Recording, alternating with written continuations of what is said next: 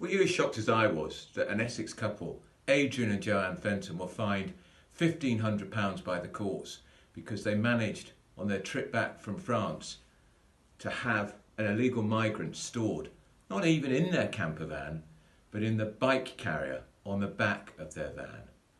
Why are they fined? Why not the border force who waved them through? Welcome back to another Pierce in Politics. I think it's absolutely shameful that this couple have been fined. A decent, hard-working couple on a retirement holiday in France. Little did they know that at some point this illegal migrant jumped in the container in the back of their van, which kept their bikes. They dutifully called the police when they got back to Britain. And what's their reward? A £1,500 fine. Well, I've done a bit of mental arithmetic. We've got nearly 4,000 illegal migrants across the Channel so far this year. Add that to the 30-odd thousand who came across last year. We're already heading for a record. So much for Labour smashing the gangs.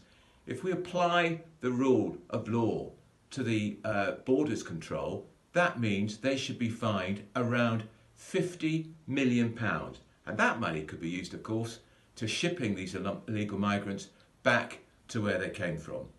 And in that same week, where we've seen Sir Keir Starmer doing his best to help solve the terrible, intractable problems of war in Ukraine with his new best buddy, Donald Trump, that went well, didn't it? We've already got sanctions on our iron and steel industry to the tune of £100 million worth of sanctions, 25% or so on exports to the US. But what also happened this week? The British economy went backwards. It grew negatively in January against all odds.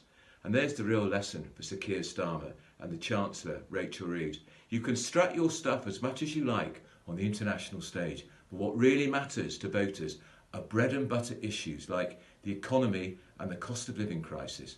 And I'm afraid on both those two hugely important issues, this Labour government has been found to be wanting, which is why, in my view, they're going to continue to slump in the polls. Sure, do your bit to solve the Ukrainian war, Prime Minister, but could you also get to grips with the growing economic crisis at home?